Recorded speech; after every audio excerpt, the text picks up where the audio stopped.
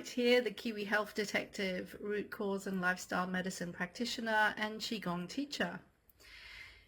In this video, I want to share about the gift of betrayal and how being betrayed can actually lead to the most amazing healing opportunity, which also brings with it transformation. So I'm going to start with a story. Some years ago, I was working in a committee and we had a project, and each of us had a certain part to play. And there was one particular segment of the project which was going to be covered by a couple of people, me and one other person. And this other person happened to also be a very good friend. And so we decided that he would do the first part of the task, and I would do the second part, and I was really looking forward to my part. But a couple of days after the meeting, I received an email from this person saying, I've done my part, but I've also done your part. And I felt quite disappointed. So I emailed and expressed my feelings, and I simply said, I feel really disappointed and a bit frustrated that you did this without speaking to me first, because I was really looking forward to doing my part. And the email I got in return was not what I expected. I can't remember the actual details, but it was quite nasty, very attacking, and I felt very, very upset. And it triggered something deep inside me, some deep, deep pain. And for the next couple of days, I walked around my house with stories in my head, as we do, the right, wrong story. He should have said this, he shouldn't have said that, etc., etc. But that wasn't making any progress in me feeling better. He didn't want to talk with me. He said I was being childish, so I didn't have an avenue to actually have a one-to-one discussion. So I was trying to sort it out by myself, trying to sort out these deep feelings of upset within me. And then after the second day, I thought to myself, come on, Kim, you know better than this. You know how to deal with upsets. And one of the tricks and tips that I love to share for dealing with upsets is that we need to get out of our head and into our body and into the feeling. Because when we stay in our head, we're in the story. So I told myself, okay, Kim, get out of your head, get into your body, connect with the feeling. So I did that, and I asked myself, okay, what am I feeling? That's all we have to ask. Is we stop the story and we just say to ourselves, what am I actually feeling? And I was feeling deep hurt and even a sense of betrayal, which may sound very silly because it wasn't really a big issue that we're talking about. But as you will see, it's because of the bigger picture of what was really going on and what had been triggered at a deeper level. So as I recognized that actually I felt very, very hurt and disappointed and upset, and I started to give myself permission to feel those feelings, a very, very old wound started to open up that I didn't even know had existed, which was in my heart. And it was quite extreme, and I would say, FYI, that not all situations are like this. We won't have many situations that trigger us into such deep, deep pain, but occasionally we will. So it's good to know how to navigate them. So I was extremely upset. There was a huge amount of pain, emotional pain coming out of me. I was crying. I just could not stop crying. And I actually went to bed and I was listening to Eckhart Tolle because I was just finding that very, very uplifting and hopeful, because this trigger of triggering this pain had really, really opened up something very, very deep. We're not talking just some minor upset. And I found myself in bed, believe it or not, for 5 days, bawling my eyes out, feeling this extreme pain. And a very clear picture came to me. And the picture that came to me was that my heart had been sliced open and venom was coming out. It was a very clear image.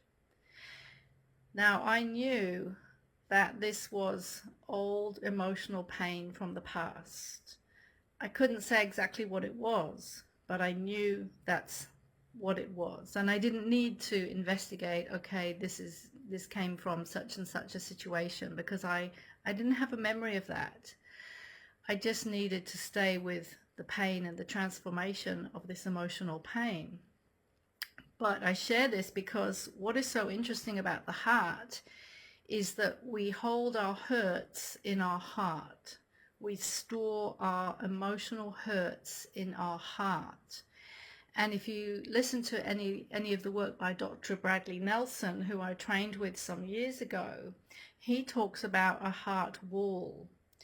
So when we are hurt emotionally, we don't deal with that pain, we don't resolve that pain, we don't clear it, we don't find resolution, that emotional energy doesn't just disappear. It gets stored in the body, as all emotional hurts and upsets and emotions do. They get stored in the body unless they are cleared. But unfortunately, a lot of these hurts happen when we're very young. We don't know how to deal with them. We're too young to even think about how to deal with them. But nevertheless, those emotional energies get stored inside the body. And what the heart does in order to protect itself emotionally is it creates a heart wall out of these emotional energies. Out of the hurt, the sadness, the disappointment, the anger, the fear. You could name just about any negative emotion. And it creates this heart wall to protect us from feeling further similar feelings if we don't know how to deal with those feelings. So we're protecting our heart emotionally, just like the pericardium protects the heart physically. And this touches on this theory about the dual nature of every cell, tissue and organ in the body, where every cell, tissue and organ have a dual function. They have a physical function, a biological function, which most people are familiar with, and there is the metaphysical function, which is more to do with the emotional functioning. So it's absolutely fascinating because the whole body can be mapped, and many hundreds, thousands of symptoms can be mapped to what the underlying emotional causation, or what is called emotional conflict theme, is. So anyway, back to this venom that was coming out of my heart, which was really very deep old pain. I just allowed this pain to come out, and I can say it was not pleasant. It was not comfortable emotionally at all. I did a lot of crying over those few days, but by the time it came to about the 5th day, I really felt like a different person. I felt like I had shed something very deep and very old that needed to come out. And it wouldn't have come out if I hadn't had that situation, that experience, that opportunity. If I hadn't been triggered in that way, it wouldn't have been, the pain wouldn't have been triggered, right? Because it was sitting there waiting to be triggered. And this is how life works. It brings us situations which trigger opportunities for healing and change. And I like to call this also the surface and the deep. We have a surface level situation, which is what is happening in the now, the current situation. So in this case, this was being told by my friend and colleague, I've done your part of the project, and me feeling very upset and disappointed, which was actually triggering a deeper issue inside of me, which was unbeknownst to me lying in my unconscious, waiting to be resolved. And I call this the surface and the deep. The surface is the current situation, but the deep is the original issue. Now, we may or may not have a memory of that original issue, and I'll share another story in a moment which will show an example of that. But it doesn't matter. We don't have to remember what the issue is. What we do need to do, though, is we need to clear the emotional pain. And there are many ways of doing that. There are many techniques for doing that, and I teach that in my Emotional Academy courses. And EFT tapping, for example, is what I call a fantastic emotional first aid. And I'm going to do another video soon on emotional freedom technique, EFT tapping, because it's really a fantastic go-to to very, very quickly and simply and easily clear emotional energy. But this is the surface and the deep. And most people, when they're triggered due to a situation in the now, we don't go to pull out the roots. Most people won't even recognize that there is a root to that response. They will just stay in the present, just very often stuck in the story in the head about the right-wrong story, and that just keeps us stuck. It keeps us in the head, it keeps us out of the body where the emotions are, and it prevents us from actually doing the necessary healing so that we come out the other side feeling clear and happier. So let me share another example story. Again, a few years ago, I was sharing a house with a flatmate and we were getting on very well. We didn't have any problems, but I was working from home and he was out most of the day, which worked very well. But because I was home so much, I was doing most of the chores around the house. And I started to notice that I was getting a little frustrated because I was the one who was doing all the wood stacking and bringing the wood in for the fire during the winter. And again, this may seem and sound very trite, but everything has a reason for making us feel a certain way. So I noticed over a couple of weeks that I was feeling frustrated because I was doing all these chores. And I knew that I needed to say something so that we could even things up. But I also knew that there was probably a deeper reason for why I was being triggered, right? The surface and the deep. And a really, really useful question that you can ask yourself if you're wanting to get to this root is very simple. You just ask yourself, what does this remind me of? And by the way, before doing that, you need to firstly identify what you're feeling, which is what a lot of people don't do. We need to be able to label what we're feeling. So I asked myself, what am I feeling? Well, obviously it was frustration. And remember that frustration and anger, this whole family of emotions, there will always be emotions underneath because they're a protective emotion. They cover up other emotions. So if you're ever feeling angry, you need to then also ask yourself, well, what am I really feeling underneath the anger? And I suppose I could say I felt hurt. So I asked myself, what does this remind me of? And immediately a memory of when I was a child popped into my head, when my brother was only given one chore, and that was mainly because of his autistic status. He wasn't able to do much, but as a young kid you don't really rationalize that much. So he had one chore and I felt like Cinderella. I felt like I was cleaning every corner of the house and literally polishing the silver. And I had not recognized as a child that that had created a lot of frustration in me that I had not dealt with. And of course, probably also feelings of hurt and disappointment and not being recognized and various other things. And so as I asked myself, why do I feel so frustrated about this wood stacking and what does this remind me of? It triggered the real reason that this frustration was being triggered. It wasn't because of the wood stacking, it was because of the original frustrations that had not been addressed or recognized and addressed. So I did the necessary work to clear that frustration and then asked myself, so how do I feel about the wood stacking now? And there was no emotional charge.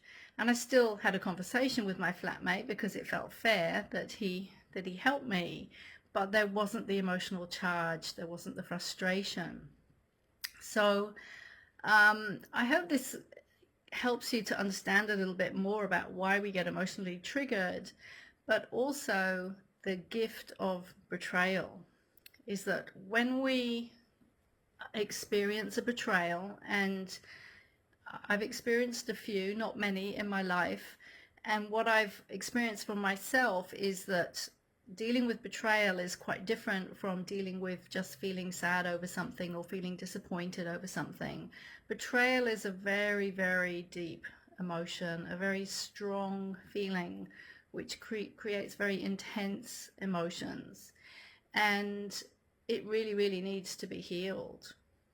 And when we go through these betrayal situations, they can feel so wrong in the moment.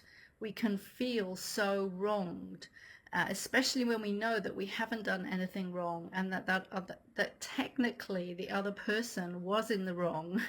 But this doesn't matter. We need to look deeper if we want to get the lesson and the healing and the opportunity. So if we give ourselves the opportunity to really get out of our head, get into our body, ask ourselves, what are we feeling? What does this remind us of?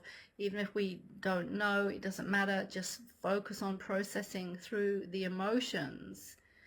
There will be some deep healing that happens. And because betrayal is such a deep issue, it is a transformation. It is a deep transformation.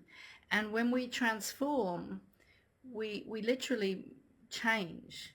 We change from one state, we could say, or we change from being a certain way or a certain person, and we literally change, and something positively evolves within us. And this is what personal development and personal evolution is about. It is about transformation, where we change and we're never the same again. And in Ren Shui, we have a lovely phrase in our Tongwan meditations where we say, I am ready to welcome a different me every day. Because this is what transformation and personal development is about. It is about changing and transforming and evolving into a newer and better and happier version of ourselves. And this can only be done through doing the work, whatever our personal development work and tools are. So I hope this maybe gives a new perspective on betrayal, to not see it as something negative, but rather to see it as an opportunity for healing and for change. So signing off, Kim Knight, the Kiwi Health Detective, root cause analysis, lifestyle medicine practitioner, and Qigong teacher.